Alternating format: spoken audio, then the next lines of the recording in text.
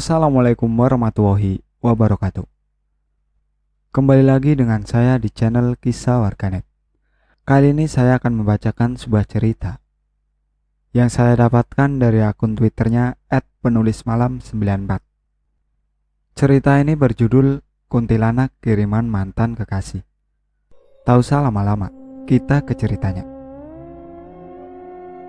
Nah, kali ini Mimin akan berbagi pengalaman cerita nih dari Jean, kakak perempuan Mimin, yang tahun 2011-an gitu dapat sebuah teror. Nah, teror apa sih itu? Yuk, seperti biasa, kita simak ke ceritanya. Jean adalah namaku. Aku adalah anak pertama dari 3 bersaudara. Aku sangat bersyukur karena aku terlahir di keluarga yang multi etnis. Papaku adalah seorang keturunan Tionghoa asli dan mamaku adalah keturunan pribumi asli dari suku Sunda. Karena aku memiliki darah campuran, aku pun dikaruniai wajah yang cantik. Aku yang menurut teman-temanku adalah wanita yang cerdas, ramah, dan mudah bergaul dengan siapa saja. Banyak lelaki yang coba untuk mendekatiku. Namun karena sifatku yang selektif untuk memilih pasangan, karena sebenarnya aku trauma dengan perceraian mama dan papa dulu, aku juga dikenal sebagai pribadi yang tertutup bagi lawan jenis yang ingin mendekatiku. Alhasil, aku hanya memiliki 3 orang mantan selama hidupku. 2 orang diantaranya ketika aku duduk di bangku SMA yang sedang merasakan cinta monyet. Setelahnya lama tak jua, aku menemukan sosok lelaki yang pas untuk diriku. Hingga ketika aku bertemu dengan Mas Ari, nama samaran, di kantor bank swasta tempatku bekerja. Awalnya hubunganku dengan Mas Ari berjalan baik, layaknya seorang atasan kepada bawahannya. Oh iya, Mas Ari ini, dia atasanku. Dia menjabat sebagai head accounting, dan aku adalah staf accounting biasa. Mas Ari adalah sosok leader yang menurutku pintar, bijaksana, dan memang beliau ini humoris. Di sela-sela pekerjaan kantor yang membuat otakku serasa mendidih, Mas Ari bisa mencairkan suasana dengan guyonan-guyonannya. Seiring berjalannya waktu, hubunganku dengan Mas Ari yang tadinya hanya sebatas atasan dan bawahan, entah mengapa menjadi dekat. Hingga suatu ketika Mas Ari memintaku untuk menjadi pacarnya. Tak munafik, aku yang saat itu mulai menyukai Mas Ari karena kepandaian dan sifatnya yang humoris. Tanpa banyak basa-basi, aku pun langsung menerima. Jujur saja di awal hubunganku dengan Mas Ari, aku seperti dimabuk kepayang. Aku yang sudah lama tidak merasakan cinta, kini seperti merasa bergairah kembali. Hubunganku dengan Mas Ari di kantor pun seperti rahasia umum yang semua sudah mengetahui. Beberapa sahabatku ada yang mendukung dan ada pula yang tidak mendukung, karena jarak usia antara aku dan Mas Ari ini terbilang cukup jauh, yaitu 10 tahun. Lu gak salah, Jan, mau pacaran sama Pak Ari. Dia kan udah berumur gitu, sedangkan lu masih muda dan masih cantik. Itulah kurang lebih kata-kata yang biasa aku dengarkan dari mulut mereka. Bagiku komentar mereka tidak akan mengurangi perasaanku untuk Mas Ari di kala itu. Hingga suatu ketika menginjak 4 bulan waktu berpacaranku dengan Mas Ari, aku mendengar desas-desus jika Mas Ari bukanlah seorang duda, melainkan pria yang sudah beristri. Aku yang kecewa karena selama ini merasa dibohongi, segera meminta penjelasan Mas Ari. Mas Ari pun membenarkan berita itu. Ia berkali-kali meminta maaf kepadaku dan memintaku untuk tidak memutuskan hubungan cinta dengannya. Maaf Mas, saya tidak bisa. Saya sungguh kecewa dengan Mas Ari. Saya pikir Mas Ari adalah orang yang tepat, yang bisa membuat trauma saya hilang terhadap laki-laki. Ternyata Mas Ari itu sama saja, ucap Jean saat itu. Mas Ari yang terus-menerus memintaku untuk tidak memutuskannya. Kini nadanya menjadi nada paksaan. Jean, jika kamu tetap mau memutuskan saya, maka nanti akan kamu tanggung akibatnya, Jean. Ucap Mas Ari sambil menggenggam tangan kiriku erat, seolah ingin menahanku pergi. Karena terbawa emosi, sontak aku tampar pipi Mas Ari dengan tangan kananku keras-keras. Lepaskan saya. Seharusnya kamu sadar, Mas. Istrimu menunggu di rumah. Kamu malah asik berselingkuh. Berhentilah memaksa saya, Mas. Saya mau kita akhiri hubungan terlarang ini, ucapku kemudian. Lalu beranjak pergi meninggalkan Mas Ari. Setelah kejadian itu, hubunganku yang biasanya dibilang sangat akrab dengan Mas Ari kini berbanding terbalik 360 derajat. Mas Ari menggunakan kekuasaannya untuk selalu menyalahkan dan terus memarahiku di kantor. Tak jarang umpatan kasar terlontar dari bibirnya. Aku yang saat itu dibuat malu dengan perlakuan Mas Ari, akhirnya memutuskan untuk mengundurkan diri dari perusahaan tersebut. Aku yang kala itu memiliki pengalaman tak sulit untuk mendapatkan kembali pekerjaan baru. Hanya memerlukan waktu 1 minggu, aku kembali diterima menjadi salah satu senior staff accounting di perusahaan asing. Gajinya pun terbilang cukup besar, dan lagi pula aku melihat lingkungan kerja yang baru ini jauh lebih menyenangkan dibanding saat aku masih bekerja di salah satu perusahaan bank swasta. Kebahagiaanku kini kembali terusik saat suatu ketika ada sebuah nomor asing yang menelponku. Halo, ucapku pertama kali, namun hanya hening. Hingga beberapa kali aku mengulang kata halo, barulah suara itu menjawab. Jean, apa kamu sudah lupa dengan suara saya? Saya tidak akan membiarkanmu lepas begitu saja, Jean. Terdengar jelas itu suara Mas Ari. Aku yang masih terbawa emosi dengan suara bentakan kembali menjawab. Hei, lo itu udah bukan siapa-siapa gue lagi ya. Tahu diri lo, udah tua, udah punya istri, masih sok kecakepan aja. Nyesel gue pernah pacaran sama lo. Umpatku sangat kesal. Kamu sekarang jadi galak ya, Jan. Ingat ya, Jan, hidupmu gak akan bisa tenang. Akan kubalas tamparan di pipiku itu dengan kesakitanmu berkali-kali lipat, Jan. Jawab Mas Ari, langsung menutup teleponnya. Aku yang selalu merasa terteror dengan perlakuan Mas Ari. Walaupun selama berpacaran dengannya, aku masih bisa menjaga kehormatanku sebagai perempuan. Namun Mas Ari selalu mempermalukanku lagi dan lagi dengan cara memfitnah dan menjelekkanku kepada teman-teman lamaku jika aku ini adalah wanita murahan, bahkan sampai ke sosial media. Tak jarang nomorku sering ditelepon oleh lelaki misterius yang tiba-tiba ingin membokingku. Karena dirasa benar-benar cukup mengganggu, aku segera mengganti nomor ponselku serta menonaktifkan semua sosial mediaku.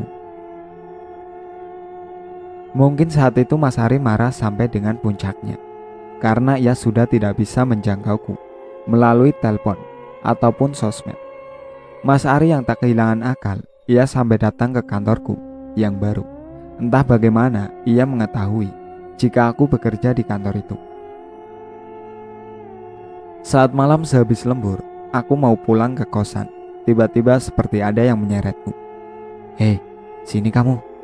Suara Mas Ari bersembunyi sambil tangan kanannya menarik tanganku. Jean, saya mohon, kembali lagi dengan saya, Jean. Jika menurutmu saya ini telah memiliki istri, saya bisa menikahkanmu sebagai istri kedua saya. Iba Mas Ari. Apa yang kamu minta, Jean? Apa harus saya menceraikan istri saya untuk menikahi kamu? Saya tidak pernah mencintai istri saya, Jean. Saya dan istri saya itu dulu dijodohkan, tak pernah ada rasa cinta untuknya, ucap Mas Ari sambil meneteskan air mata. Alah, bodo amat. Emangnya gue peduli sama lu? Lu tuh penipu. Bilang single Gak taunya masih punya istri. Gila lu ya. Lu pakai berani fitnah gue ke teman-teman gue. Dan lu seenaknya komen di Facebook gue kalau gue ini cewek bookingan. Belum lagi kelakuan lu yang kayak binatang, sebar-sebarin nomor gue ke cowok-cowok brengsek. Umpatku berkali-kali sambil mencoba melepaskan genggaman Mas Ari. Jean, saya berikan kamu pilihan saat ini. Kamu pilih saya atau tetap mau kita selesai? Tanya Mas Ari sambil melepaskan tangannya. Ya gue mau udahan lah. Kan udah dari kemarin gue putusin lu. Sadar lu? Jawabku sangat kasar. Tiba-tiba Mas Ari memaksa ingin memelukku dan mencium bibirku.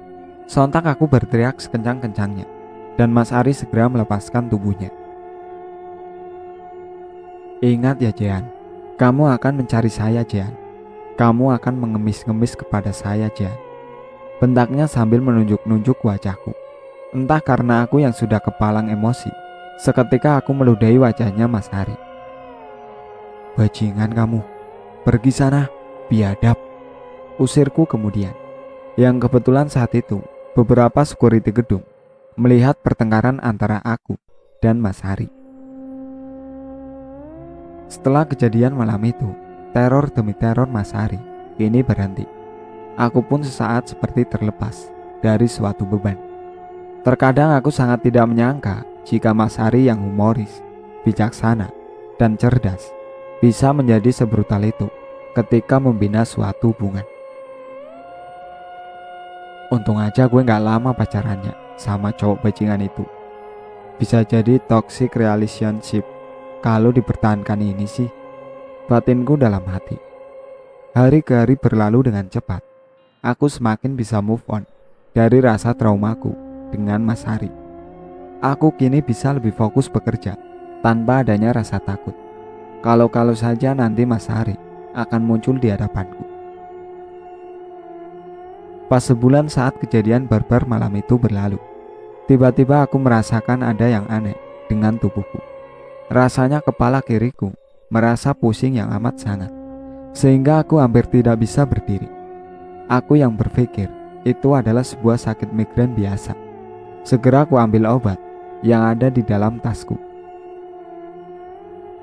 2 jam berlalu, sakit itu tak kunjung reda, malah semakin memburuk. Aku yang tidak kuat menahan rasa sakit, seperti kehilangan kesadaran saat di kantor. Beberapa temanku berkata jika aku mengamuk, tidak karuan, dan membanting segala benda yang ada di atas meja kerjaku. Ketika aku sadar dan sudah merasa tidak pusing, yang kulihat adalah kertas dan alat tulis kantor yang berserakan di mana-mana. Jean, kamu kenapa? Tanya Pak Rudi atasanku. Maaf Pak, tadi saya pusing sekali. Bahkan saya hampir tidak sadar. Ucapku tersipu malu. Ya sudah, kamu pulang saja sekarang, daripada nanti kamu sakitnya tambah parah, perintahnya. Saat aku berjalan pulang ke kosanku yang tidak jauh dari tempat kerja, aku berpikir, loh kok bisa sih gue sebarbar itu di kantor? Gue gak pernah kayak gitu. Astaga, bikin malu aja hari ini lu Jan. Batinku sambil memukul-mukulkan tanganku berkali-kali ke kepalaku sendiri. Keanehan kembali muncul saat aku baru saja menginjak kaki di kamar kos. Tiba-tiba, mohon maaf, kemaluanku seperti gatal yang amat sangat dan rasanya seperti terbakar. Segera aku lekas ke kamar mandi untuk membersihkannya. Mungkin itu hanya keputihan yang biasanya kaum hawa sering dapatkan. Batinku sambil menghela nafas. Namun rasa gatal dan panas itu semakin menjadi-jadi. Berkali-kali aku pergi ke kamar mandi untuk membersihkan. Betapa terperanjatnya aku saat melihat ada cairan nanah kental yang sangat bau anyir dan busuk dari kemaluanku. Aku menjadi semakin panik dan takut. Aku yang selalu menjaga kebersihan kewanitaanku tidak pernah sekalipun mengalami yang seperti ini. Dan aku bukanlah wanita yang suka seenaknya bergonta-ganti pasangan. Aku selalu menjunjung tinggi nilai adat ketimuran yang hanya akan melakukan persetubuhan jika sudah menikah. Sekitar 3 jam, aku merasa tersiksa dengan rasa gatal dan panas. Belum lagi ada cairan nanah yang keluar dari kewanitaanku. Tiba-tiba rasa gatal dan panas beserta cairan nanah itu hilang dengan sendirinya. Saat itu pula aku segera mengecek kesehatan kewanitaanku ke sebuah klinik khusus, spesialis kulit dan kemaluan. Sebenarnya aku sendiri sangat malu karena ini kali pertama aku datang ke klinik seperti itu. Setelah menunggui beberapa lama karena antri, akhirnya aku dipersilahkan masuk ke dalam ruang periksa dokter. Tanpa basa-basi, ibu dokter langsung menanyakan kepadaku apa gejala yang aku alami. Dengan tersipu malu aku pun menceritakan saat kewanitaanku terasa gatal dan panas, serta mengeluarkan cairan nanah. Oh, oke. Yuk lanjut kita periksa dulu ya, Jan, ucap si ibu dokter sambil tersenyum. Berkali-kali ibu dokter memasukkan alat pengukur pH kewanitaan dan mengecek daerah kewanitaanku. Namun dari raut wajah si ibu dokter, sepertinya ia kebingungan dengan hasilnya. Si ibu dokter menghela nafas. Dari semua hasilnya bagus kok, Jan. Justru daerah kewanitaanmu bisa dibilang terjaga dengan baik. Awalnya saya mendiagnosa dari keluhanmu, mungkin ini sifilis. Tetapi saat saya periksa, semuanya normal. Begini, sekarang saya beri kamu obat sejenis antibiotik yang kamu minum hanya di saat gatal dan mengeluarkan nanah saja, ucap si ibu dokter. Segera aku menebus obat itu dan kembali pulang. Aku yang di hari itu merasa bete di kosan sendirian. Tiba-tiba iseng mengabari Ling. Ling, lu hari ini sibuk? Tanyaku via BBM. Enggak tuh, ya namanya gue mama muda. Paling juga ngurusin anak lah, Jan. Di apartemen. Lu gak kerja BTW? Tanya Ling. Gue pulang tengah hari. Tadi gue sakit, Ling. Kalau gue ke apartemen lu gimana? Tanyaku tak sabar, ingin curhat dengan Ling, sahabat terbaikku. Iya, kesini aja lah. Kayak sama siapa aja sih lu, Jan? Gue tunggu ya, Jan. Singkat cerita, kini aku berada di apartemen Ling. Seperti biasa, sahabatku ini hanya tinggal dengan suami, seorang anak perempuannya yang masih bayi, dan juga mama Ling yang kebetulan saat itu sedang ada di apartemennya. Aku yang sudah bersahabat lama dengan Ling, otomatis aku pun kenal dekat dengan orang tua Ling yang seperti orang tuaku sendiri. Aku sudah tidak canggung lagi sekedar berbasa-basi membuka percakapan dengan mama Ling. Tante, apa kabar? Udah lama di Jakarta, tanyaku. Mama Ling sebut saja Tante Rika.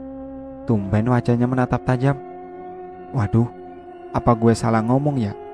Atau mungkin apa gue ganggu waktunya? Tanyaku dalam hati.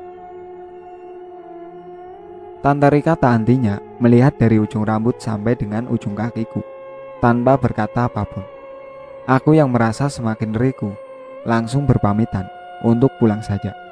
Tunggu, Jan, ucapnya menahan langkahku. Apa kamu gak merasa aneh dengan diri kamu akhir-akhir ini? Tanyanya membuatku penasaran. Ling yang melihat gelagat aneh dari mamanya seketika memotong pembicaraan. Mama kenapa sih? Oh, dari tadi Ling liatin mama kayak aneh banget. Tante Rika kemudian berkata, Tante ini peka loh dengan hal-hal yang tak kasat mata. Tante lihat di belakang kamu, Jan. Ada sesosok kuntilanak yang bisa dibilang ini ukurannya cukup besar. Mendengar hal itu bak petir di siang bolong. Aku langsung berpikir, apakah itu hanya sebuah halusinasinya Tante Rika saja? Namun jika aku kait-kaitkan peristiwa hari ini yang sangat aneh, mungkinkah itu semua kiriman teror dari Mas Ari? Entahlah. Aku hanya mencoba berpikir positif untuk meyakinkan alam bawah sadarku semua akan baik-baik saja. Udah, Mah, skip aja pembahasannya. Ngaco deh mama. Mungkin mama kecapean di pesawat tadi. Kan lumayan jauh dari Bangka ke Jakarta. Jawab Ling seperti tidak enak hati. Duh Ling Ling, kamu lebih amat. Perjalanan udara gak sampai 5 jam. Masa iya sih capek? Kemudian Tante Rika bilang, ya sudah, kalau Jian gak percaya sama Tante, nanti silahkan Jian buktikan sendiri ucapan Tante. Tante tuh sayang sama Jian, sudah seperti anak Tante sendiri. Tante mau Jian selalu berjaga-jaga dalam doa agar Tuhan senantiasa melindungi nak Jian. Tante Rika kemudian tak lama masuk ke dalam kamar. Sebelumnya ia pamit untuk tidur siang. Setelah suasana dirasa sudah kondusif untuk bercerita, aku tanpa malu-malu menceritakan awal kejadian teror Mas Ari sampai dengan beberapa peristiwa aneh hari ini. Ling Ling terus menyimak ceritaku. Ia sesekali menganggukkan kepalanya. Jian, sorry to say lo ya. Dari awal gue lihat si Ari ini emang agak annoying lo. Gak tahu sih kenapa. Cuma ya saat itu kan lo masih cinta-cintanya sama dia. Jadi Peter gue gak mau banyak komentar lah. Nah, terus masalah teror. Gimana ya? Pernah sih suatu waktu si Ari nge-BBM gue lo. Bener-bener sudden banget.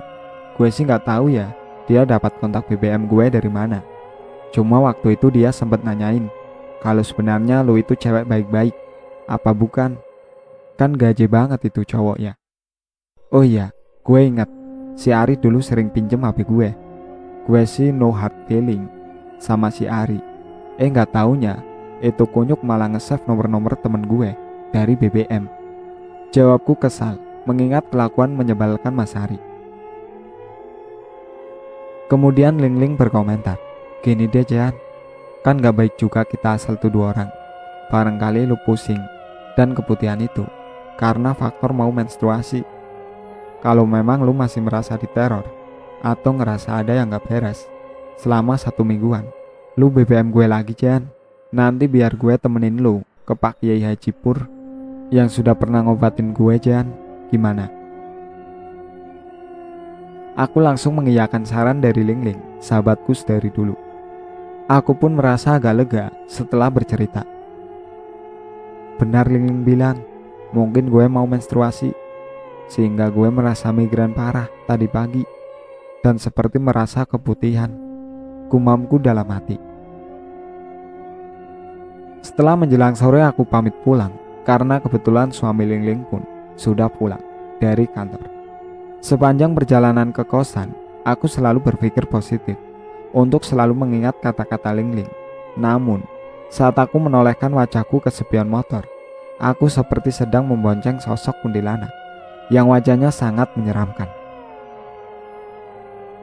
Enggak, ini pasti halusinasi. Enggak mungkin ada kuntilanak. Aku mencoba menyadarkan diri.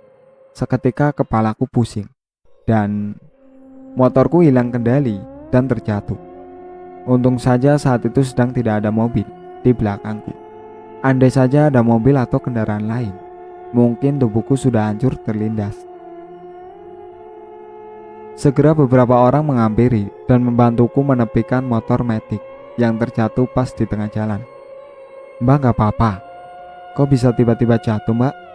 Tanya salah satu orang yang mengerubungiku. Aku yang masih lemas dan shock hanya menggelengkan kepalaku. Mbak, temannya tadi yang dibonceng kemana? Tanya orang yang sama kemudian. Saya dari tadi bawa motor sendirian kok pak. Gak sama siapa-siapa. Tadi saya jatuh karena tiba-tiba kepala saya pusing. Jawabku lirih. Loh, tadi saya jelas lihat mbak lewat dengan membonceng satu teman wanita yang memakai baju serba putih. Saya cuma takutnya teman mbak itu ikut terjatuh atau terpental dari motor, cecarnya kemudian. Aku yang tidak bisa berkata lagi dengan langkah gontai mencoba menstarter motor metikku dengan segera beranjak pulang. Aku berterima kasih sekaligus berpamitan kepada orang-orang yang telah menolongku. Sampai di sini ceritanya. Nantikan cerita kelanjutannya di part berikutnya. Sekian dari saya. Wassalamualaikum warahmatullahi wabarakatuh. Jangan lupa like, komen, dan subscribe channel ini.